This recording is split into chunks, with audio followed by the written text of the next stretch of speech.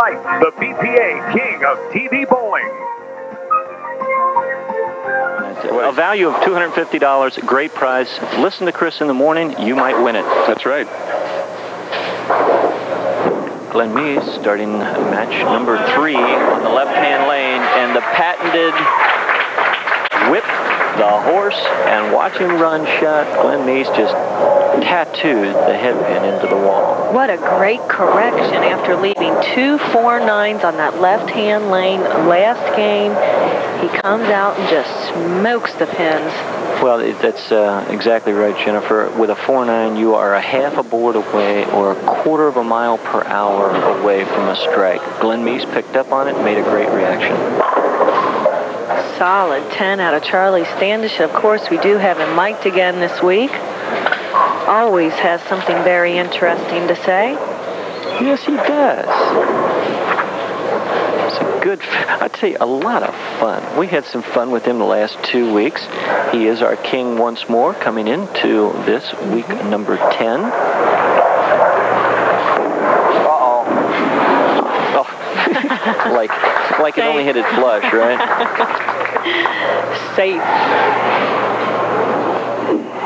Sometimes you just never know if you could hit an oil slick there and fall right off the edge. He actually covered it very well. First shot on lane 13.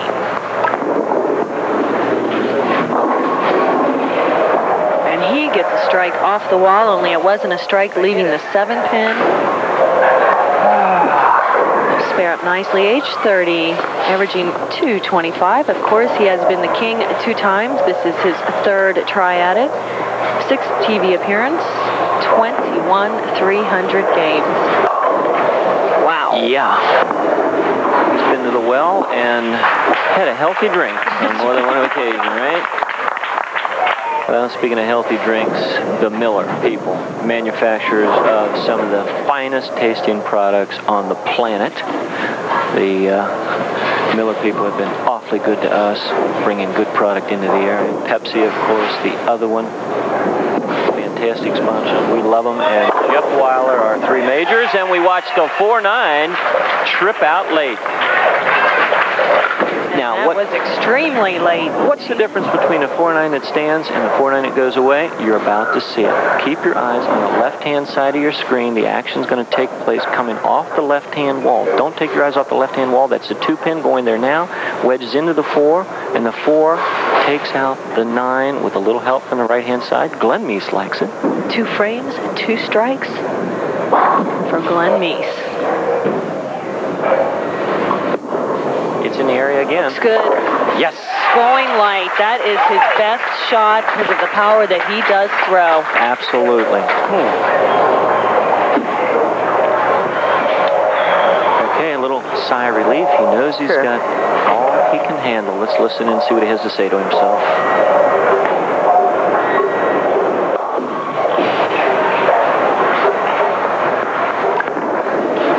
That's gone. Yeah, he said that's gone. Scout all the way, maximum power, scooting right across the lane to snap out that 10-pin. The Power Scout, the headpin. Center your screen. Don't take your eyes off the headpin. Here it goes to the left-hand wall. Now it's going to come across your screen to the right and just literally body block the 10 out. The Power player against Power. We've got the match that we've been looking for. This is exciting. Charlie Standish trails by 21 at this point. Glen Meece perfect through 3. I have some big news too, David, on those Miller products. I'm going to tell you about it in a few minutes. Okay, I'm on the edge of my seat. Can you do it again? Yeah. Ball back. All right. He's using the oil in the middle of the lane. There's a double. 3rd and 4th frame. Filled up for Charlie Standish.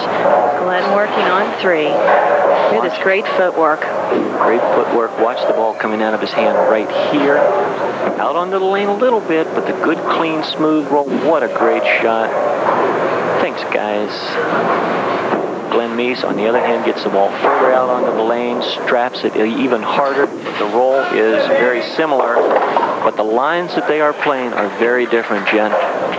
Glen Meece is playing the lanes fairly deep, and we're just not used to seeing anybody play that deep, but he can bring the ball back. I was talking to Cliff Ott from Miller, and he tells me they have a new beer coming out, Miller beer. The old formula is going to be the same, but it's going to be High Life. It's coming out this summer, so look out for it. He said it is tasty. I hope to try that out as soon as possible. Glen easily bringing back the spare in his fourth frame. The advantage now goes to Charlie. Double working, third and fourth frames. Charlie comes up on the right-hand lane in just a minute, but Glen Meece, he really needs to keep on striking. Let's see how deliberate he is with this shot. I think he wants it. Set, ready, and he goes. Deals well out onto the lane. Yeah. Kathy, when did you have that? That's the little Sprague baby. Oh. Oh, she made it cry. She did, and I'm just teasing. There's two babies here. Yeah, that one's fine. Don't go pick on Kathy, quit pinching that baby, would you? Kathy's a wonderful mother to two fine kids. Ooh. Both guys going extremely hard. There you hear Charlie commenting on his own shot. Just a lousy shot. People are human. You are going to make mistakes. The champions recover from the mistakes with a spare and then hopefully a good shot in the next round. It is so important to forget about your errant shot. Get on with the game and start your strikes all over again. Let's look at the Miller BPA scoreboard, and we're going to see a deficit of 11 pins. Standish at this point trailing by 11. Meece has a strike up. That's better. Much better. Going for a very direct line right at the pocket.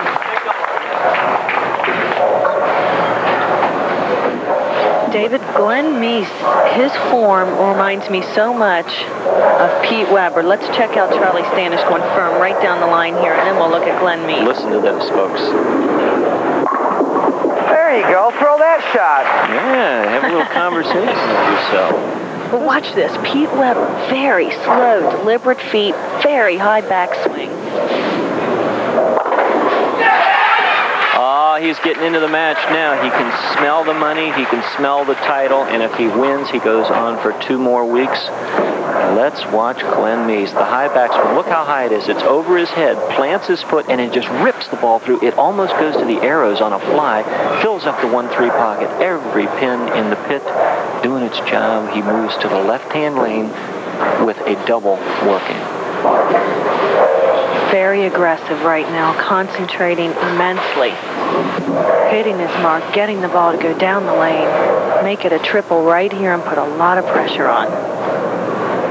Look at that, going all the way out to the arrows with that, and it carries one late. The 4-pin was up, and then it disappeared. A little whirly bird action out of him after that last shot struck.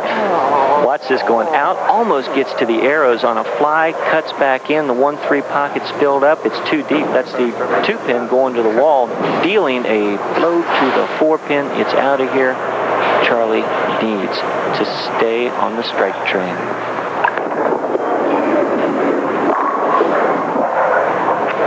Not quite. Not quite, and he knows he can just feel it slipping away. The momentum has shifted to Glen Meece. It's actually been with Glen Meece, but it's starting to build.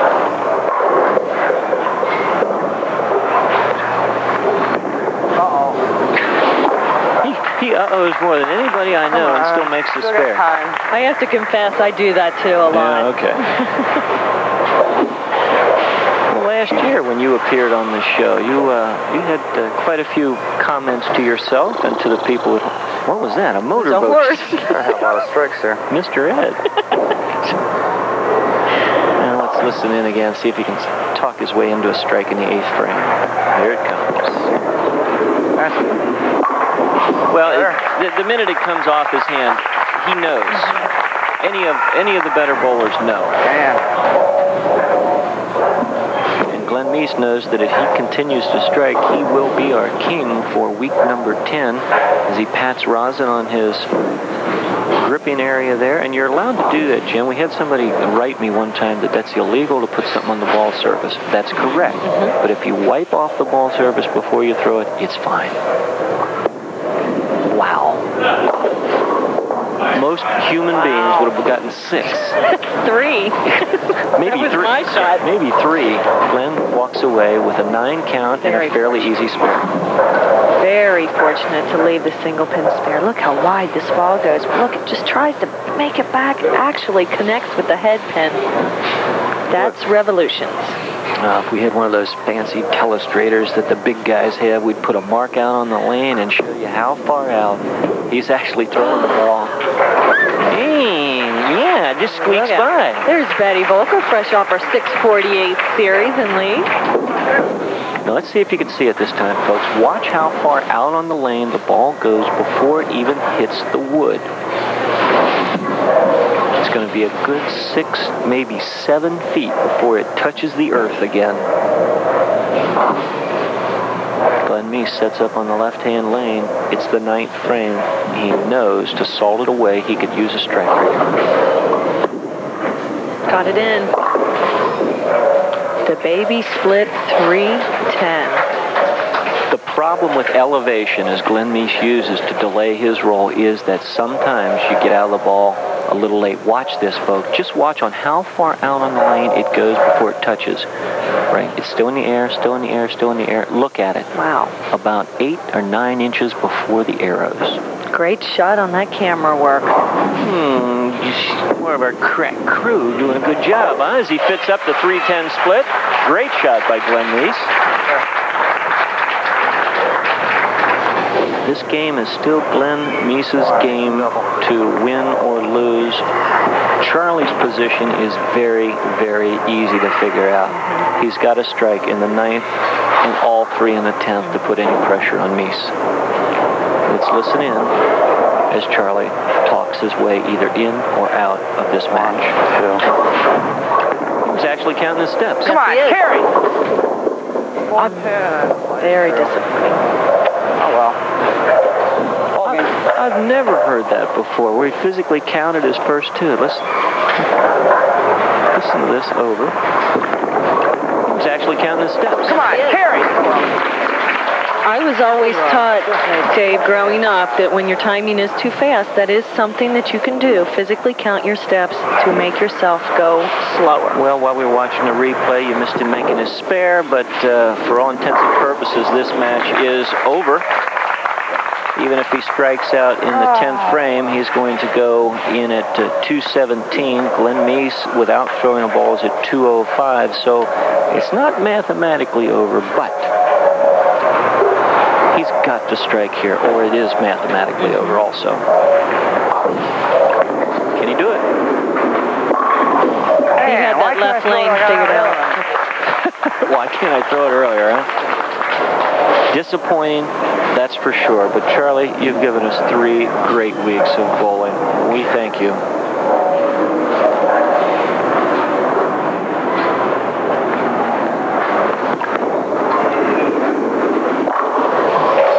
One thing to remember, too, is that Charlie will be eligible. He'll have to requalify for the finals. Hey, that does it. Our match is over. We'll come back and recap in just a minute, but Glen Meece is our champion for this week number 10. Stay with us. We'll be giving the money away in just a minute. And with shots like this one, Glen Meece defeats Charlie Standish as the new king is crowned in week number 10. Great match by Glen Meece. Jennifer, we've got some presentations to make, huh? Indeed. John Taskey, manager out at Hyde's Lanes, will present the check to Henry Lemons. Way to go, Henry. $500 for your effort. You are the champion in the 189 and under this week. Way to go. Thank you. And on behalf of John, so he doesn't have to reach all the way over here, a check for $600 and a plaque. Glenn, great shooting. How'd you feel out there today? I was a little bit tense, but I came through my shots pretty well and tried to concentrate the best I could. They worked out. I got a few lucky breaks, and Charlie bowled a great match, but wound up in my favor. King is dead. Long live the king. Glen Meece will be back to defend his title on week number 11. We'll be looking for you.